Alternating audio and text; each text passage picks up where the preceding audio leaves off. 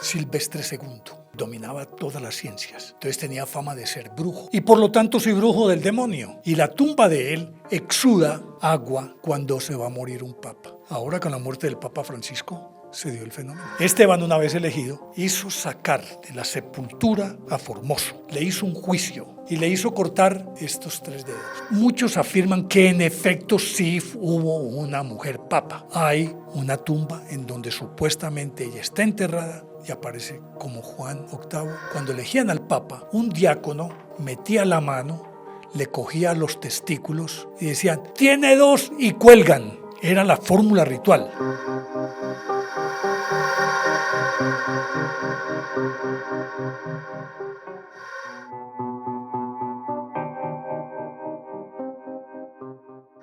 En los próximos minutos van a conocer ustedes secretos impresionantes de la Iglesia Católica. Va a ser increíble. El último que les vamos a mencionar los va a dejar pensando en la posibilidad de que exista algo más allá, algo que sea realmente increíble, algo que viva en lo invisible. ¿Sabían ustedes que tal vez hubo una mujer papa? ¿Sabían ustedes que tal vez el cuerpo de Cristo haya impregnado, haya dejado fija su imagen y su rostro en un sudario y en un paño? ¿Sabían ustedes dónde está la verdadera cruz de Cristo? Vamos a hablar de eso, de libros apócrifos y de mucho más, aquí con alguien muy especial. Por eso tiene que ver esto hasta el final, hasta el final, hasta el final. Y estoy nada más y nada menos que con un maestro, alguien que siempre he admirado, nada más y nada menos que Néstor Armando Alzate. Muchas gracias, maestro, por estar con nosotros en Historias Paranormales. A ti, como siempre, muchísimas gracias, Esteban, por invitarme. Para mí siempre es un privilegio y un honor estar aquí y una feliz oportunidad de conversar sobre lo que nos gusta. Maestro, vamos a hablar de historia, de misterios de la iglesia, sobre todo, de temas paranormales también, de temas enigmáticos que muchas veces fueron vistos como herméticos, como conocimiento prohibido. Hubo gente, y esto es muy importante, que durante un periodo de la historia, la Inquisición, que de lo que vamos a hablar nos hubieran quemado. Nos hubieran quemado vivos por hablar lo que vamos a hablar, por revelar documentos y por revelar cosas increíbles que van a conocer ustedes a continuación. Antes de comenzar, si quieren ver el contenido del maestro Néstor Armando, pueden entrar a Néstor Armando y Lógico. Aquí abajo en la descripción está el link. Se suscriben y ven todo el contenido del maestro Néstor Armando. Comencemos con algo que a mí me parece impresionante, que tiene que ver con la Iglesia Católica. La cruz de Cristo, la historia de la verdadera cruz, de la Veracruz. En muchos países hay la iglesia de la Veracruz, la capilla de la Veracruz, la Virgen de la Veracruz. En México hay una ciudad que se llama Veracruz. En México hay una ciudad que se llama Veracruz. Saluda a los de México. ¿Por qué se llaman Veracruz? ¿Cuál es la historia? Veracruz quiere decir la genuina o verdadera cruz, Veracruz. Y su historia comienza cuando, después de la muerte y resurrección de Cristo y la expulsión en el año 70 de todos los israelitas de Jerusalén, pues de todas maneras en ese lugar quedó el recuerdo de la montaña de la calavera, que eso significa Gólgota, en donde supuestamente crucificaron a Jesús. Y por derecho propio se convirtió en un santuario y la gente iba allí a peregrinar en los primeros siglos. Después de que Constantino venció a Magencio en la batalla del puente Milvio, pues resulta que él reivindicó a su mamá. Helena había sido la esposa de su padre Constancio, pero él la había alejado y Constantino nunca le perdonó eso a su papá. Y cuando él subió al trono, entonces reivindicó a su mamá, la puso en el sitial que se merecía. Ella, cristiana devota, pues se dio a la tarea de buscar en Tierra Santa todo aquello que indicase que históricamente todo lo que se cuenta fue cierto. Y entonces, en el año 324 se fue por allá y como cometido primario quería saber dónde fue crucificado Jesús y si existía algún vestigio de eso. Pues resulta que Llegó allá, que ya era un sitio de peregrinación, y mandó a escarbar y cavaron y sacaron 3 cruces. Pusieron las 3 cruces y dijo, bueno, ¿y cuál de las 3? Porque recuérdese que a ver, había un sitio donde crucificaban a los no romanos, porque a los romanos no se podían crucificar, sino que solamente a los que no eran romanos. Y como para hacer las ejecuciones más expeditas, había un palo largo que clavaban en la tierra que llamaba el stilium. Y el stilium arriba tenía una muesca en la que encajaban el patíbulum. El patíbulum era el madero transversal que al condenado lo hacían subir. A Jesús lo aparecen, lo muestran con una cruz completa. No, él llevaba un patíbulum, el travesaño. Entonces simplemente lo cogían, lo izaban y encajaban en esa muesca el patíbulum con el stilium. No se sabe cómo podían determinar que había una cruz enterrada. De todas maneras, se supone que pusieron 3 cruces.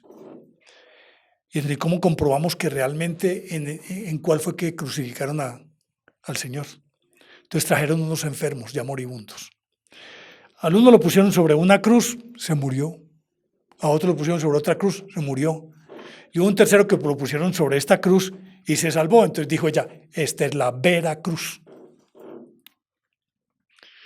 Y entonces, dando por descontado que esa era la vera cruz, para empezar, ella hizo construir la iglesia de la Natividad, la del Santo Sepulcro, en Roma, y después vino y entonces le ordenó a su hijo que construyera la de San Juan de Letrán, que es la primera y la más importante de las iglesias, no de San Pedro, sino San Juan de Letrán.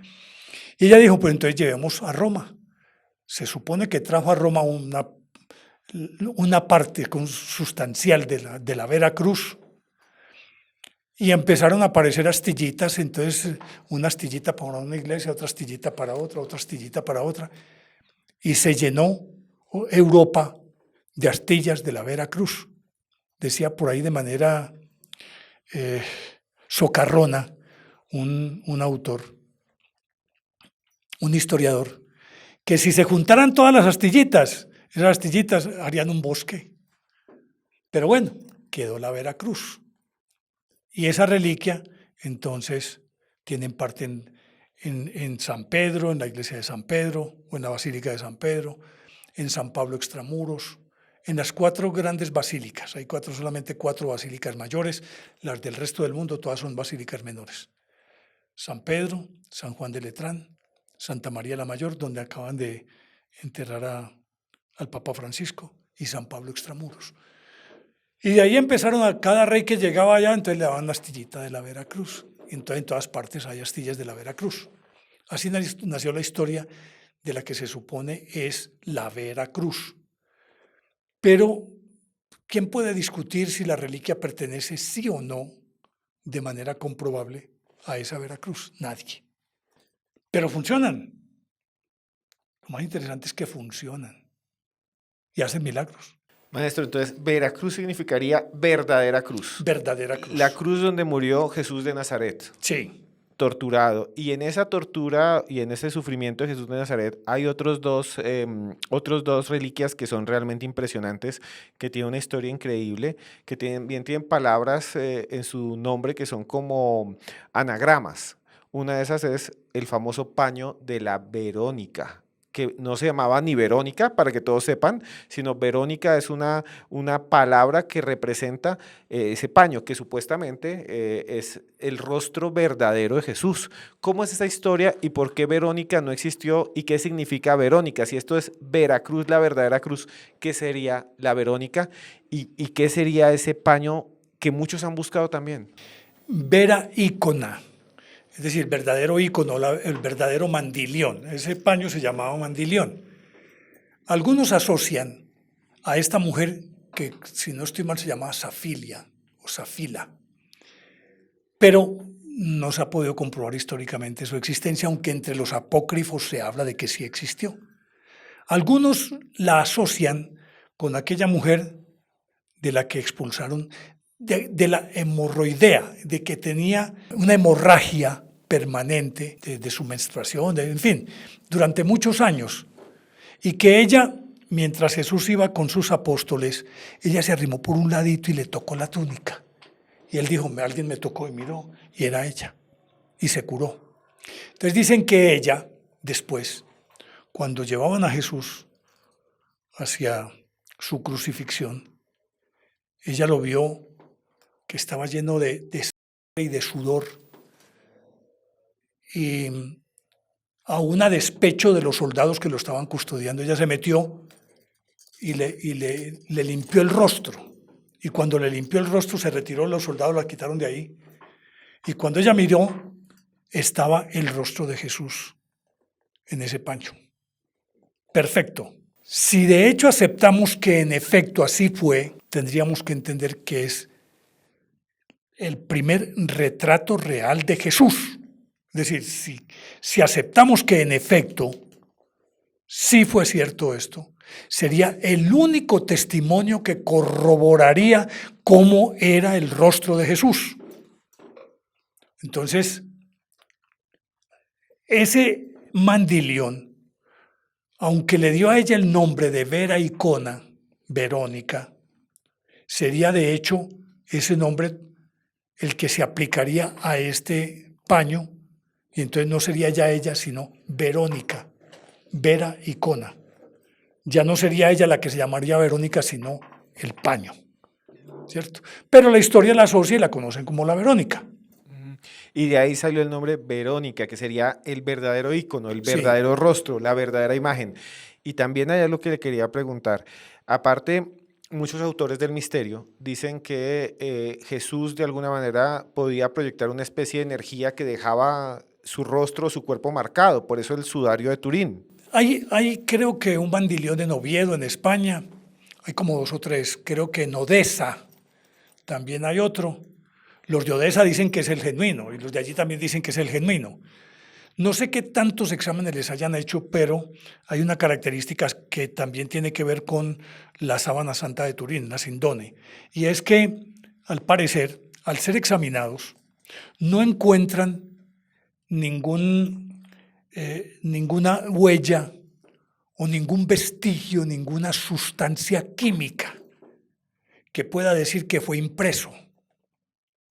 Tanto el rostro o el cuerpo en la sábana santa de Turín como en este mandilión en la Verónica, sino que pudo haber sido una proyección, digámoslo, una estampación a distancia, como una proyección de láser o algo así por el estilo, porque no tiene ninguna sustancia química, no aparece ningún vestigio de nada químico, de tintes, de tinturas, no, nada, sino que hasta qué punto, yo no sé si tanto la Verónica de Odessa como la de Oviedo las hayan procesado con carbono 14 o con alguna otra sustancia que pueda identificar el tiempo y lo genuina que pueda ser esa imagen. No sé si haya sido así, pero afirman que en efecto es una proyección, no es una impresión, porque la impresión se da por contacto y aquí no hubo ningún contacto. Lo mismo que sucede con la sábana santa de Turín. Entonces, se pierde en la bruma la historicidad de Verónica, pero ahí está el mandilión. ¿Quién lo pintó? No se sabe. Lo examinaron ya con carbono 14 con otras sustancias que determinen su textura y la forma como fue impreso. Si se comprueba que fue una proyección, entonces no hay nada más que decir. JJ Benítez inclusive afirma que sí es cierto. Él lo dice, que sí es cierto, y como proyección a distancia, como sucede hoy con las diapositivas. Tú tienes allá el tablero y desde aquí enviar la imagen. Ahí no hay ningún contacto, es una proyección. Lo mismo podría parecer que fue esto, la Vera Icona, Verónica. Y hablando también de este momento que es como el Calvario, el martirio, también de una historia que usted ha investigado mucho y que usted dice haber presenciado tal vez uno de esos fenómenos que es la historia del judío errante. que a propósito, usted tiene un video increíble que lo pueden buscar en el canal de Néstor Armando Alzate y Lógico. Y también les quería decir antes del judío errante, que es una historia increíble, que tiene que ver con Jesús y que es una manifestación espiritual o una aparición que muchas personas ven alrededor del mundo.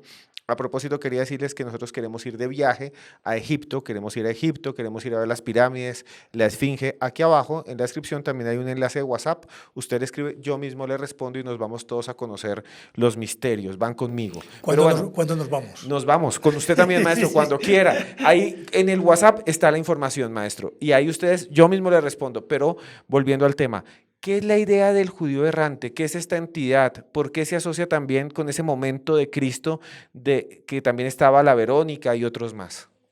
Lo que sucede es que en la Edad Media, que fue una época fascinante, se supone que muy oscura, pero yo creo que fue demasiado rica en cuanto a, a la concepción del hombre frente al mundo, porque era una época en la que todo estaba mediado o por Dios o por el demonio, y por lo tanto la superstición estaba al orden del día. Durante la Edad Media surgieron muchos santos espontáneamente, santos que después fueron expurgados del santoral. Pablo VI sacó más de 3000, pero lo sacó, pero no podía hacer nada con la devoción popular. Autorizó devoción popular, pero lo sacó del santoral, y todo con base en un estudio que comenzó un jesuita francés, Jean Bollard, entonces llaman los volandistas. Y resulta que ellos se agarraron a esculcar las vidas de muchos santos y encontraron que había un patrón, más o menos, particularmente los mártires de la Edad Media. Resulta que a todos los subían sobre el potro o los metían en una olla de aceite hirviendo. Es decir, casi que todos eran martirizados con lo mismo. Y un momentico, ¿esto por qué? Entonces, a partir de ahí sacaron muchísimos. Y por eso surgieron muchas leyendas, entre ellas la del judío errante. Ahasverus Lequedén. Tenía 4 nombres, pero me acuerdo de esos 2. Se supone que cuando Jesús iba subiendo hacia el Gólgota, lo mismo que pasó con la Vera Ícona, o sea, la Verónica, dicen los evangelios apócrifos que Jesús como que al pasar le pidió agua. Y él dijo, oiga, agua. Bueno, en fin, no le quiso dar agua. Jesús le dijo, vagarás eternamente. Desde ese momento se supone que ese judío, que supuestamente era un zapatero, dejó todo tirado, dejó su mujer y sus hijos y se agarró a caminar por el resto de la eternidad. Siendo yo muy niño, tenía 4 o 5 años, y lo cuento en ese contenido. Vivíamos en un pueblito muy pequeñito en Antioquia. Mi madre era maestra allá y mi abuela era la que nos cuidaba. Entonces, un día cualquiera vi a un sujeto en una esquina con una especie de túnica hecha jirones, desvaída. Se identifica por las sandalias vueltas nada. Y supuestamente de tanto caminar debe tener unos callos impresionantes y los pies deformes. Yo no sabía eso, pero sí vi un individuo que correspondía con esas características que después las asocié. Y entonces estaba más o menos a una distancia de unos 20, 30 metros. Mi abuela salió inmediatamente. Yo le dije, abuelita, mira ese señor tan raro. Ya me cogió y me entró y me dijo, ese es el judío errante. Y me guardó. ¿Y por qué? Porque se lo lleva. Cuando yo hice este contenido, recibí de muchas partes del mundo testimonios de muchas personas que supuestamente vieron el judío errante o por interpuesta persona, fue su papá, un abuelo, la abuela, alguien lo ha visto y en todas partes. La característica es que nunca se detiene, recibe agua o algo que le den de comer, pero sigue caminando. Barba hirsuta, enmarañada, lo mismo el pelo, sucio, desaliñado, de una mirada muy extraña, y que esa sería la característica. Si fue producto o un invento de la Edad Media, pues ha funcionado. Si no, puede ser un loquito cualquiera, pero no cualquiera tiene, porque este señor que yo vi sí tenía unas características muy especiales, que yo no había visto antes. Y todos coinciden en afirmar eso, unas características muy especiales. Ahasverus Lequedén, el judío errante. Pero mira que hay una cosa bien interesante. Lo que hace que se inventó la luz eléctrica. O sea, que se venció a la oscuridad. Desaparecieron los espantos. Y desaparecieron esos personajes míticos. Pero también hasta qué punto ese judío errante es una traspolación de aquella figura de Caín matando a Abel. Que cuando Dios le dice, llega Caín, Caín era más agricultor. Y llegó y le ofreció los frutos. Y parece que al Señor no le gustó. El otro le ofreció el fruto de los animales. Y parece que sí le gustó. Entonces, él bendijo a Abel, mas no a Caín. Caín le dio envidia y con una quijada de un burro lo mató. Es lo que supuestamente sabemos. Cuando Dios le pregunta ahí, ¿dónde está Abel? Y dice, yo acaso soy guardián de mi hermano. Dijo, tú mataste a Abel, en fin. Y le dijo, estás condenado a vagar eternamente. Señor, pero me van a matar. Nadie te hará nada, porque te voy a poner una marca en la frente. Lo marcó en la frente. Y desde entonces se supone que Caín sigue andando por sécula seculorum. ¿Hasta qué punto la historia del judío errante puede ser una traspolación? Es decir, se toma este personaje, se acomoda aquí, y el mismo judío errante sería aquel Caín. Yo no he visto a Caín, pero creo haber visto al judío errante. Que pudo ser o no pudo ser. Pero qué tan cierto puede ser que el uno simplemente se asimile al otro. Es perfectamente posible. Maestro, y lo interesante es que el judío errante sería alguien que despreció a Jesús, no le quiso dar agua, quedó marcado y todavía aparece y es visto desde hace milenios en momentos específicos. Aparece en pueblos, aparece en campos, pero siempre ligado a veces a las pestes, a las tragedias. Eso es muy característico de la Edad Media, porque cuando estábamos hablando de todo mediado por Dios o por el demonio, o premio o castigo, está la superstición. Y resulta que en medio de todo eso, por razones lógicas, hubo demasiadas epidemias y pestes. Recordemos la famosa peste negra de 1347, mató a más de la mitad de la población del mundo conocido en aquella época. Dijeron que la mitad de la población mundial, no, del mundo conocido de ellos allá. Y entonces decían, ¿esto es un castigo de Dios o es el demonio? Pero aquí tiene que haber un pecado y ese pecado hay que redimirlo, hay que expiarlo. Pero ¿quiénes son los culpables de ese pecado? En aquella época era muy fácil. Bueno, ha sido el chivo expiatorio por antonomasia a lo largo de la historia, los judíos. Porque se supone que los judíos son los responsables de la muerte de Jesús. Y se creó a lo largo de la historia del cristianismo esa idea. Y se satanizaron a los judíos. Todo lo que ocurría, culpa de los judíos.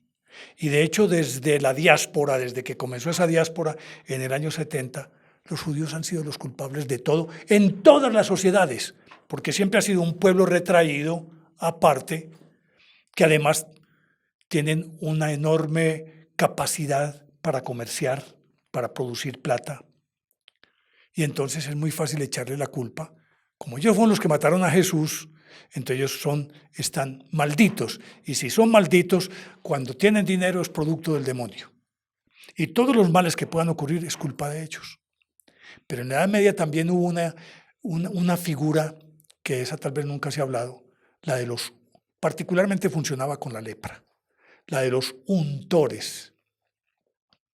Que de pronto alguien de pura maldad o alguien que eran segregados de la sociedad se untaban de la pus de las lepras y la iban repartiendo entre la gente o en sitios que fueran a tocar otras personas. Se llamaban los untores, pero eso era muy difícil de identificar. Cuando identificaban a uno, bueno, la muerte que le esperaba era terrible.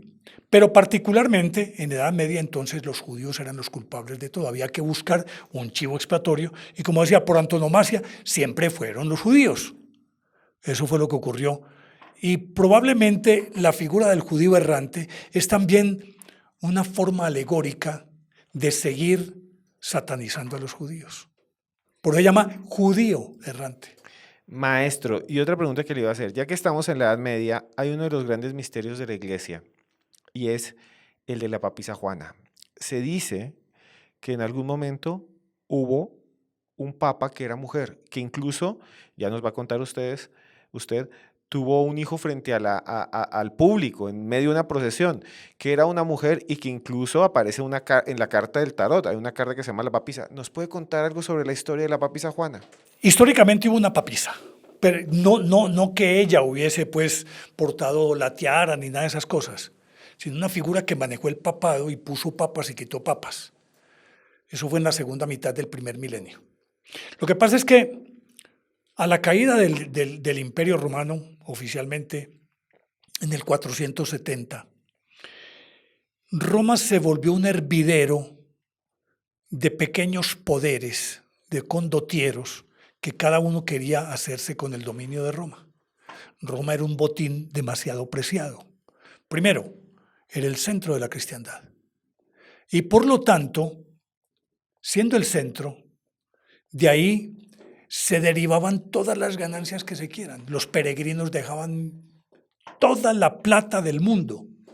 Y era un centro de poder, porque ya para entonces el Papa venía a ser como una especie de árbitro del mundo. Y era el que quitaba y ponía reyes, porque se partía de aquella premisa de que todo poder viene de Dios. Entonces los reyes todos supuestamente eran designados por Dios, pero había que legitimarlos de alguna manera. Entonces el Papa aparecía como esa figura que legitimaba en nombre de Dios el poder temporal de éste. Sin la bendición del Papa y sin la coronación del Papa o un delegado suyo, no era rey legítimo. Entonces, siendo un botín tan apreciado Roma por todas estas cosas, se peleaban a Roma como ese botín y particularmente el trono de San Pedro, que era donde estaba concentrado el poder. En la segunda mitad del primer milenio, yo creo que ha sido la parte más aterradora de la iglesia. Lo que hubo fue algo terrible, terrible. Los papas que hubo, cosa tan impresionante. Hubo unos muy buenos, pero con esto te cuento todo. Hubo un papa que se llamaba Formoso en el año 896. Y como había dos facciones peleando, en aquella época no había cónclave, no había un cuerpo cardenalicio establecido. Había un cuerpo cardenalicio, pero no había establecido un colegio cardenalicio para elegir papa, sino que el papa lo elegían en los primeros siglos el pueblo por aclamación. De hecho, hay una historia, voy contando así cositas. En el año 236, un campesino vino a vender sus cosas a Roma, sus productos. En ese momento había muerto el papa San Antero. Murió martirizado. Entonces se reunió el pueblo para elegir su sucesor. El clero y el pueblo. En una asamblea, tal candidato, sí, este no nos gusta, aquel sí nos gusta. Y llegó este campesino y pasaba por ahí de curioso y se puso a observar lo que estaba ocurriendo ahí. Y era un católico convencido, claro. Y al cabo de un rato, estando él ahí parado, llegó y vino una paloma y se posó sobre la cabeza de él. Y ahí mismo todo el mundo lo miró y dijo, este es el Papa, San Fabián, el Papa Fabián. Entonces ya puedes ver que cualquiera metía la mano para elegir al Papa. Cuando llegaron todos estos a pelear por eso en la segunda mitad del primer milenio, ponían y quitaban papas. Y llegó en el 896, una facción puso a Formoso, la otra facción tenía a Esteban. Enemigos irreconciliables, eligieron a Formoso. Formoso gobernó y a los 9 meses murió misteriosamente, dicen envenenado. ¿Y eligieron a quién? A Esteban.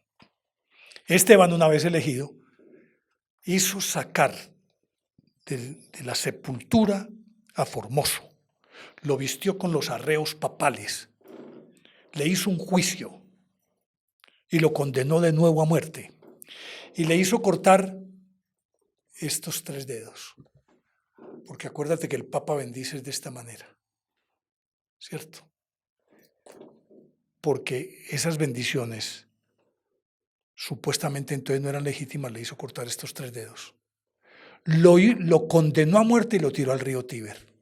De De ese talante eran las cosas en esa época. Y entonces decía que había una mujer que manejó, fue amante de Papa Marozia, que era hija de Teodora. Teodora también, pero no Teodora de Bizancio, la esposa de Justiniano, no otra Teodora, descendiente de ella. Entonces, Marozia fue amante de Papa, mamá de Papa y abuela de Papa. Juan XII, el más joven de todos los papas elegidos antes de los 18 años, jovencito, era nieto de ella. Y era una podredumbre, la cosa más impresionante en ese momento. Pues en el 855 había una muchacha que se llamaba Inés de Maguncia y que al parecer, siendo muy niña, fue educada en un convento o que sus maestros eran unos monjes. Uno de ellos la puso a que le educara un tipo que era un orador muy elocuente. Ella, viendo esto, quiso seguir sus pasos, se cortó el pelo, se vistió de monje, se volvió monje y se fue detrás de su predicador. Era brillante, supremamente brillante. Y terminó en Roma, llegó a Roma, como Juan de Anglois, Juan en inglés. Y llegó allá. Y en muy poco tiempo, por su capacidad oratoria y la profundidad de lo que ella exponía, porque era teóloga, filósofa y todas esas cosas, se convirtió en el predicador de moda. Cuando murió el Papa, se asume que lo eligieron a él, Juan de Anglois, que era la misma Inés de Maguncia. Se cree que fue en el 855. Fue a decir de sus biógrafos, entre ellos Emmanuel Rolladis, que fue un papa competente, hizo buenas cosas en la iglesia. Se asume que gobernó 3 años y 5 meses. Pero ella se enamoró de su chambelán, de su ayuda de cámara, que era un monje joven llamado Floro. Y después socarronamente decían que ella cuando rezaba el Padre Nuestro decía: danos el floro nuestro de cada día. Y entonces, en esos escarceos amorosos, ella quedó embarazada. En aquella época, y eso fue una idea que subsistió siempre, se asociaba prosperidad con obesidad. Nunca viste un cardenal flaco. Todos los de aquella época eran bastantes. Por lo tanto, un papa que fuera barrigón, pues, nos llamaba la atención. Pero se afirma que a los 9 meses iba por la vía Apia, si no estoy mal, montada a caballo presidiendo una procesión. Por X o Y circunstancia el caballo se encabritó y la tiró al piso. Y en ese momento se le vino la criatura. Lógicamente que a ella la arrastraron por toda Roma y la tiraron al río Tíber. Se dice que el niño sobrevivió, pero se perdió también en la bruma del tiempo. Como era apenas comprensible, ella fue borrada de la lista de los papas. Era Juan VIII. Y después apareció otro Juan VIII. Ahí es donde dicen, no existió, porque mire que aquí está Juan VIII. Y lo registran entre 355 y 358, supuestamente en el periodo en el que estuvo este Juan el inglés o Juan VIII. Muchos afirman que en efecto sí hubo una mujer papa.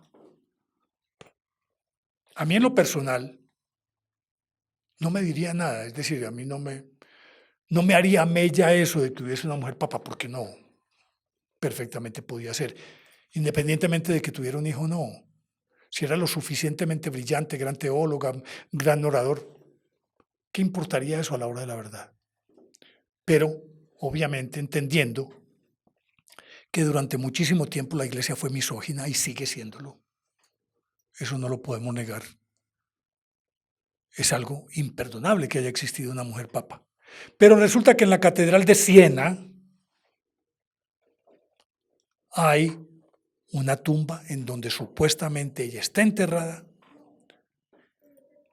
y aparece como Juan VIII, Juan el Inglés o Inés de Maguncia. Ahí está la tumba, en la Catedral de Siena. Maestro, y una pregunta sobre eso, o sea, hay una cosa muy interesante porque también hay una carta del tarot que se llama la papisa. Y muchos dicen que también hay, incluso ahora hay películas, hay historias sobre la papisa, pero también muchos de los agiógrafos y los cronistas del Vaticano dicen efectivamente que ahí hay un vacío, que realmente como que se hubiera querido borrar, como que hubieran querido ocultar lo que pasó Claro, en ese momento, pero sí hay otros documentos y otros objetos, tumbas, la carta del tarot, muchos más que dice que sí existió, pero el Vaticano como si hubiera querido borrar y acabarla y sacarla de la historia. por una razón muy elemental. Si se supone que la iglesia debe ser manejada por hombres, aceptar que una mujer llegó a ser papa sería prácticamente sacudir todos los cimientos de la iglesia. Mira que ahora se sigue discutiendo por qué no ordenar a mujeres sacerdotes. Si los anglicanos tienen mujeres obispas u obispos, pues yo no estoy de acuerdo con ese lenguaje de género, pues que, no, obispo, una mujer obispo. Si los tienen y son excelentes, ¿por qué no podría haber? Pero es muy complicado que eso sea aceptado por esa visión misógina que todavía existe, aunque trató de quebrarla el Papa Francisco al poner inclusive mujeres en posiciones muy elevadas, manejando un dicasterio, que es como una especie de ministerio, y las puso en distintas posiciones, dándoles una preeminencia que nunca antes la iglesia se las dio, porque siempre las confinaron en los conventos de monjas y de sirvientas de los sacerdotes o de los papas. Y le quería hacer una pregunta sobre eso. Existe una historia también sobre una silla, que era la silla del pálpito papal, para confirmar que fueran hombres, y se dice que fue después de la existencia de la papisa, que esa es otra prueba. Claro, esa se llamaba la sedia estercoraria. Lo que pasa es que hubo una silla, inclusive creo que Juan Pablo I fue el último en sentarse en ella, que era la silla gestatoria. La gestatoria era un trono que ponían sobre unas andas que iban cargadas por los guardas suizos y sobre ese trono paseaban al Papa por la plaza de San Pedro para ir a saludar a los peregrinos. Esa silla fue reemplazada por el Papa móvil. Juan Pablo I fue el último en sentarse en esa silla gestatoria. Entonces siempre se confundió esa con la otra. Todos los reyes, Luis XIV, por ejemplo, tenía un trono que era un inodoro. Y entonces él se sentaba, estaba en una audiencia y de pronto lo veía empujando y era que estaba literalmente poposeando. Aquí debajo tenía un recipiente y ahí recibían sus heces. Y todos los reyes tenían uno así parecido, porque en aquella época los inodoros no existían. Pues una vez, nacido tal vez al influjo de la leyenda de la papisa, se idearon la sedia estercoraria. Entonces tenía un hueco en la mitad.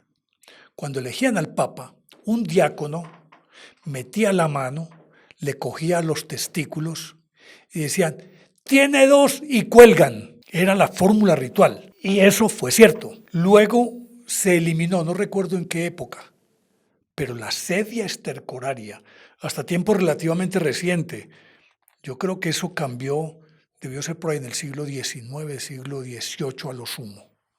Pero durante todo ese lapso, desde el 855 en adelante, siempre uno de los rituales básicos en la elección de un papa era palparle los testículos.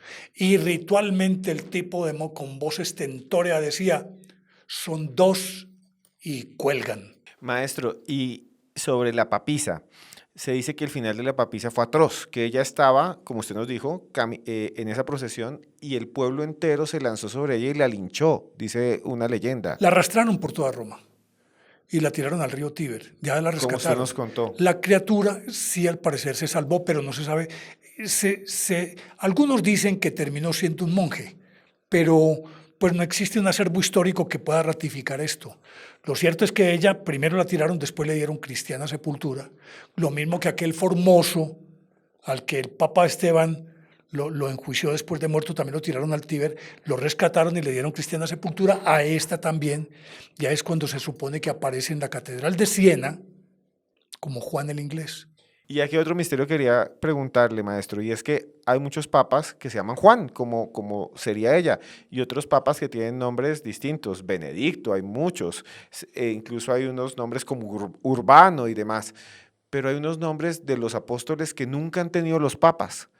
¿Por qué no les ponen esos nombres a los papas? Lo que pasa es que cuando comenzó esa misión evangélica, ellos se repartieron los territorios. Entonces Pablo se fue para el Asia Menor y fundó las 7 iglesias del Asia Menor. Éfeso, Esmirna, bueno, en fin, creo que Pérgamo, bueno, no, algo así, creo que sí. Bueno, las 7 iglesias. Y por allá se fueron todos estos apóstoles. Pero en el Oriente, el encargado del Oriente fue Andrés. Entonces, para los ortodoxos y la Iglesia Oriental, Andrés es el equivalente de Pedro en la Iglesia Católica Occidental, en la Iglesia Romana. Este Andrés es la figura más importante. Entonces, si observas, aquí no has visto nunca a un Papa Felipe, pero sí hay Felipes allá. Entonces son Felipe, Bartolomé, Andrés, Tadeo. Resulta que ellos tienen unos nombres que son básicamente Cirilo o Kiril, que los usan es la Iglesia Oriental. Y que algunas iglesias orientales que pertenecen al rito católico, o sea, reconocen al Papa, utilizan sus metropolitanos o archimandritas o como se llaman ellos, utilizan algunos de estos nombres, pero nunca las cabezas visibles, sino que todos son Bartolomé, Tadeo, Lucas, Andrés, pero no Pedro, Pablo. Lo que pasa es que estos nombres son muchos más porque los papas, hay unos papas con unos nombres, la cosa más impresionante. Cirímaco, Hormisdas, que fue papa y el hijo de él también fue papa. Pero bueno, porque él quedó viudo, ¿cierto? Y se metió, pues, se consagró. Y luego, cuando él murió, su hijo subió al trono. Pero el que había dejado hijos, pero no fue nada raro, pues no es que fuera papa casado, no. Enviudó a Hormisdas. Por ejemplo, en el orden de los papas católicos están, el primero es Pedro, el segundo Lino, el tercero Anacleto y el cuarto Clemente. Entonces, encontrás Clementes, Hormisdas, Cirímaco, unos nombres supremamente extraños en los primeros siglos y conservaban sus nombres de pila. Pero en el 532 o 535 nombraron papa a un obispo que se llamaba Mercurio. Entonces Dios vio, Mercurio es un dios pagano, yo cómo voy a ser papa con el nombre de Mercurio. Entonces se cambió el nombre. Fue Juan II. Y de ahí se entronizó entonces la costumbre o la tradición de que los papas se cambiaran el nombre, lo cual no es obligación. Ellos pueden conservar su nombre. Pero de ahí en adelante prácticamente a todos cambiaron el nombre, ya fuera porque eran devotos de un determinado papa anterior que fue santo, o de un santo que por sus atribuciones o por sus milagros fueran de su predilección, entonces se ponían el nombre del papa. El último que conservó su nombre fue Adriano de Utrecht en 1522. Este Adriano de Utrecht tiene además la particularidad de Adriano VI, que fue el último papa no italiano hasta Juan Pablo II. Y ahí era cuando quería preguntarle sobre algo que me parece interesante, maestro, de la historia de la Iglesia Católica, y es que es algo que usted también ha investigado mucho, la vida de los santos, los milagros, y hay muchas historias paranormales de papas, y algunos papas se decían que tenían el don de la bilocación, y algunos santos como el Padre Pío. Y eso significa que pueden estar en dos lugares al mismo tiempo. ¿Nos puede explicar qué es la bilocación y por qué muchos papas se decía que podían estar, incluso hubo santas que decían que podían estar en América una mañana, en Estados Unidos, en los desiertos, y por la tarde almorzando en un monasterio en Italia?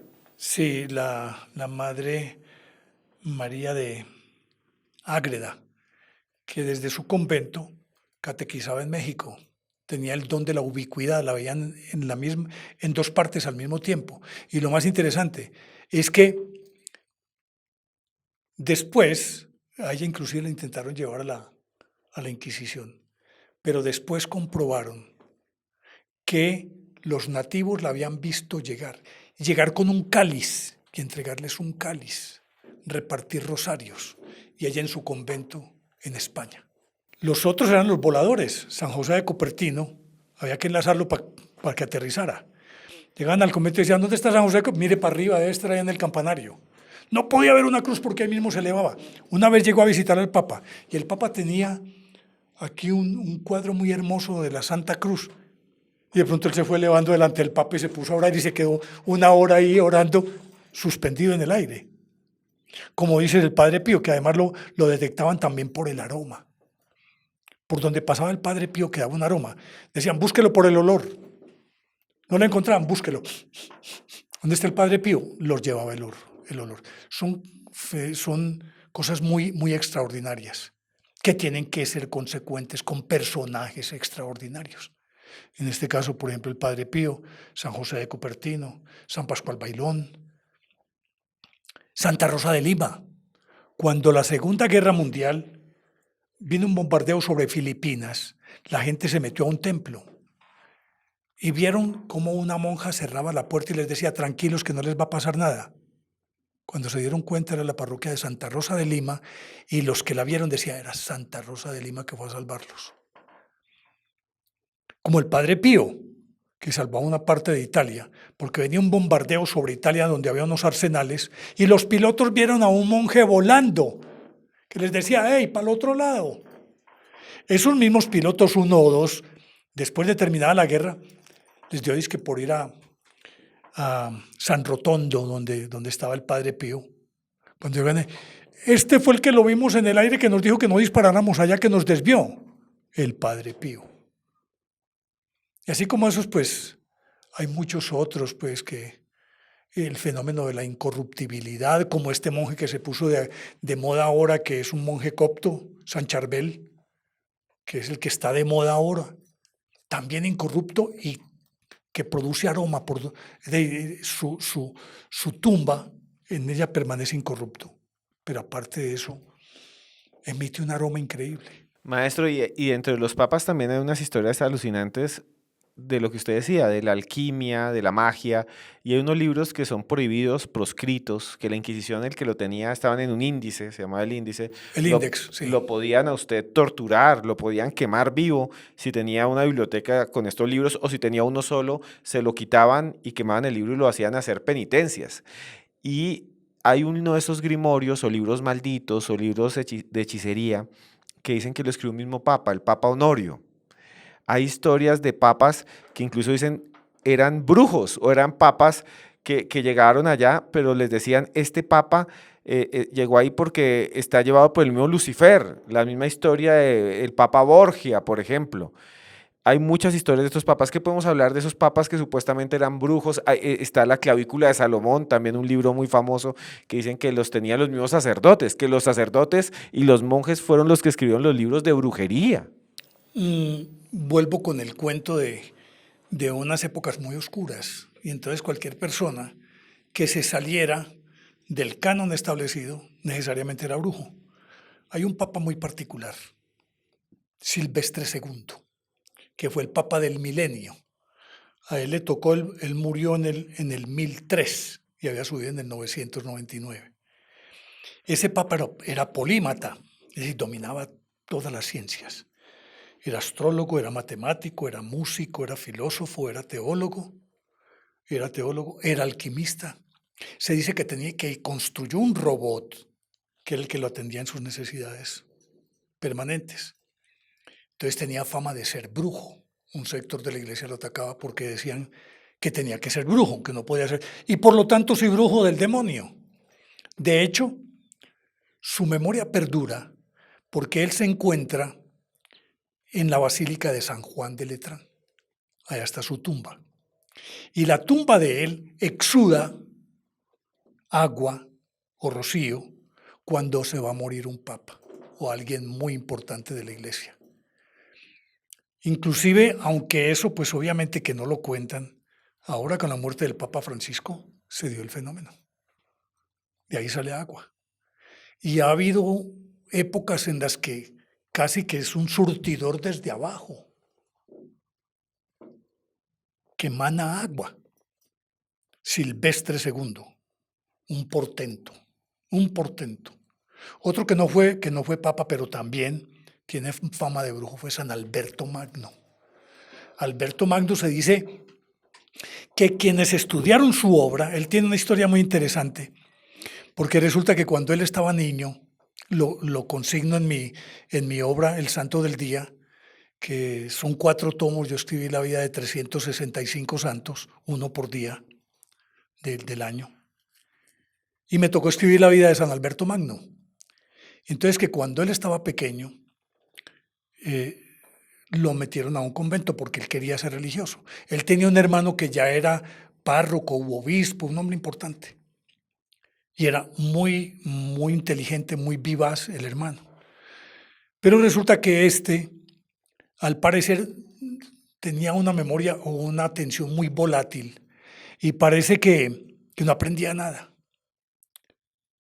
Y entonces un día dijo, no, esto no es para mí. Y una noche se escurrió del dormitorio y se metió por una claraboya, llegó al techo y se iba a volar. Y se le apareció la Virgen y le dijo, no, señor, vuelva. Vuelva que usted va a ser el más erudito de la Edad Media. Todo se lo va a aprender y todo lo va a memorizar. Y se va a dar cuenta cuándo se va a morir, que va a empezar a olvidársele todo. Y en efecto así ocurrió. Y dicen los estudiosos de él que ni en 150 años podrían terminar de analizar toda la obra de San Alberto Magno. Un hombre impresionante, San Alberto Magno. Fue otro de esos que se salen del estereotipo de los papas y los sacerdotes santos. Aquel Juan XXI del que te hablé de 1371, que se le cayó el techo encima, que también era alquimista, y otros tantos, inclusive Juan XXIII. De Juan XXIII se dice que era masón. Y de hecho existen unas profecías, las profecías de Juan XXIII. Maestro, estamos llegando al final, pero hablemos un poco de Juan XXIII porque yo creo que es el papa más misterioso del siglo XX por 3 cosas. Se dice que él incluso tuvo y se publicó contacto con seres de otro mundo, no humanos. Hablaríamos de encuentros con extraterrestres. Dicen que hubo un encuentro en los jardines del Vaticano, fue una leyenda, ¿no? También se dice que En los jardines vaticanos. sí, durante su papado, también se dice que apareció esta famosa historia del cronovisor, del aparato con el cual el Vaticano podía ver el pasado, que tenía una máquina que podía tomar fotografías y que esas fotografías eran no de hoy, sino de hace 400, 500 años, que incluso hay un monje y varios monjes que fueron los que dijeron que la tenían. Y también durante Juan XXIII, que es llamado también el Papa Bueno, se hizo un concilio que fue el Vaticano II que cambió la historia porque él fue el que produjo con otros más, ¿no? Sus asesores, que nunca más se volviera a hacer la misa en latín y de espaldas a la gente. O sea, Juan XXIII es un papa muy, muy importante, tanto que estamos hablando de él, pero también ligado al misterio, ¿no? Y además el mismo Papa Juan XXIII se dice que dejó profecías, que él mismo dejó una serie de profecías. O sea, un papa profeta, un papa que supuestamente tuvo contacto con seres extraterrestres, un papa que supuestamente conoció una máquina que se podía de alguna manera, mediante ella, contactar o fotografiar el pasado. Ahí nos remitimos a algo. ¿Qué tal si aquella famosa, la mesa del pan de la presencia o la mesa de Salomón, está en el Vaticano? Y de ahí pudo haberse tomado ese cronovisor del que estamos hablando, de Juan 23. Está dentro de lo posible. Maestro, antes de seguir, por favor, díganos qué es la mesa de Salomón. Que la mesa de Salomón era una mesa hecha de acacia. Algunos dicen que era una mesa de oro sólido, la mesa completa. Sin embargo, se confunde con la piscina de Salomón en cuanto a eso, que una piscina que mandó a hacer él, que se lo hizo Hiram, que era una alberca, como una piscina hecha de metal, que estaba parada sobre unos toros muy macizos y que se supone que él lo utilizaba y ahí podía adivinar al ver el agua. Bueno, un montón de cosas que, bueno, forman parte también del mito de Salomón.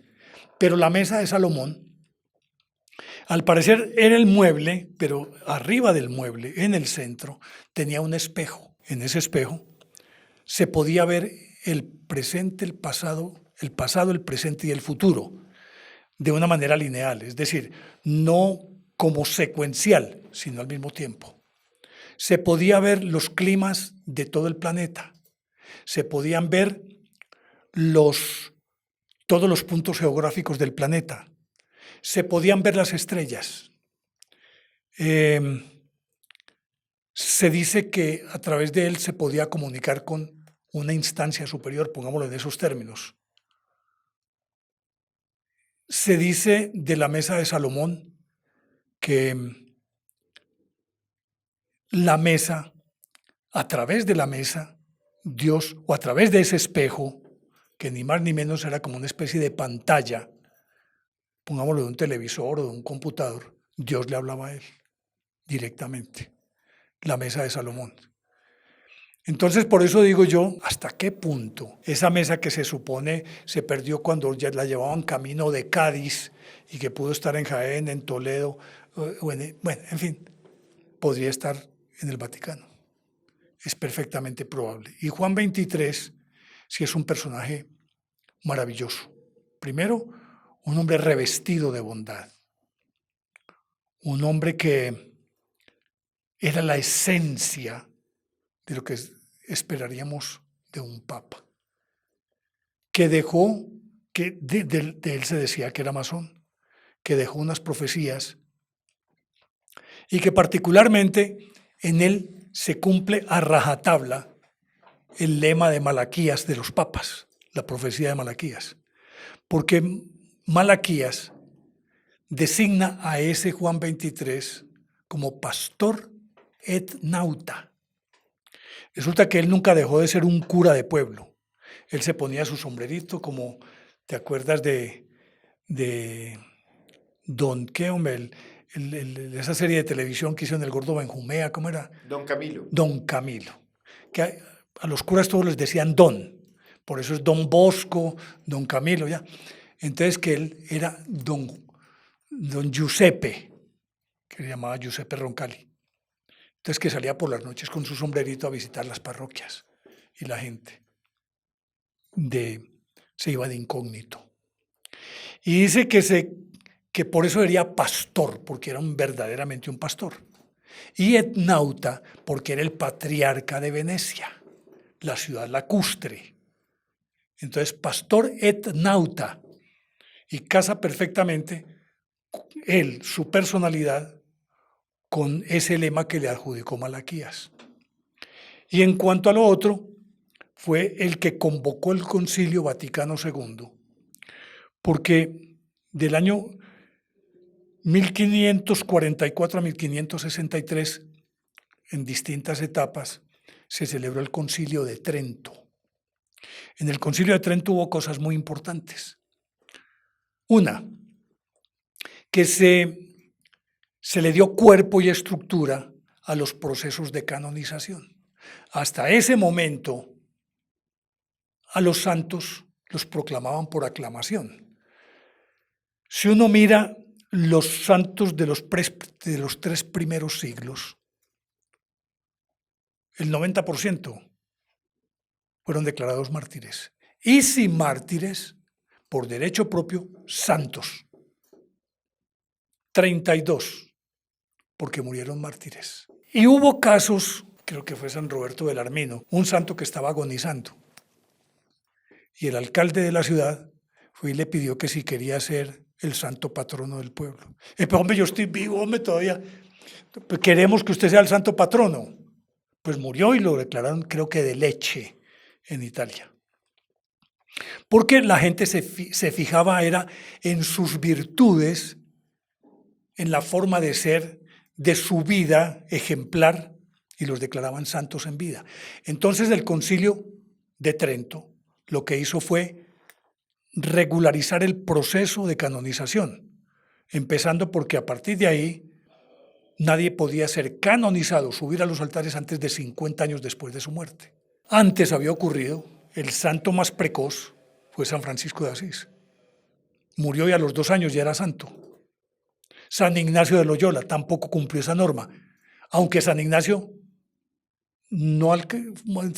murió antes del Concilio de Trento, pero igual lo declararon santo muy pronto. Pero a partir de ese momento ya hubo ese proceso. Y el segundo es varios más, pero quizás con el que más familiarizados estamos es que en el Concilio de Trento se determinaba que la misa debía ser, por eso se llama misa tridentina, porque debía ser de espaldas al pueblo y en latín, es decir, no en lengua vernácula, no en la lengua de cada pueblo. De ahí, a partir de ese momento, se suprimió prácticamente la sotana. Hasta ese momento todos los curas tenían que usar sotana. Sotana, como la usa el Papa diariamente. Tenían que tener sotana negra, a excepción de en climas muy cálidos que les permitían usar sotanas blancas. Ahí se impuso el clerigman. Y entonces en el Concilio Vaticano II lo que se hizo fue actualizar la iglesia, que fue el ayornamiento, y eso lo convocó el Papa Juan XXIII. A partir de ese momento, entonces la misa de cara a la asamblea, de frente a la asamblea y en lengua vernácula, en la lengua de cada país. Esa es fuente de disensión en este momento en el Vaticano. Y lo más lindo de todo esto es que cuando Juan XXIII convocó el concilio, tenía un cáncer de estómago. Y se aguantó los 4 años con ese cáncer, con esos dolores, en silencio, para que no se le dañara el concilio. Porque él sentía que si se moría, ahí moriría el concilio.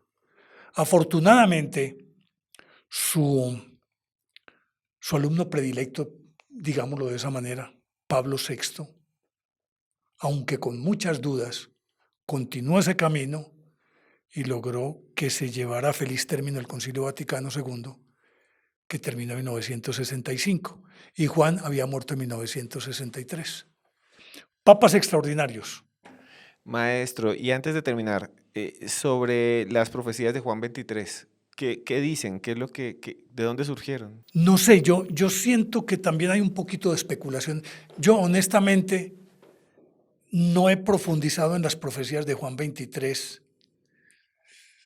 porque yo creo que son más como un invento. Yo lo siento así, no lo veo mucho.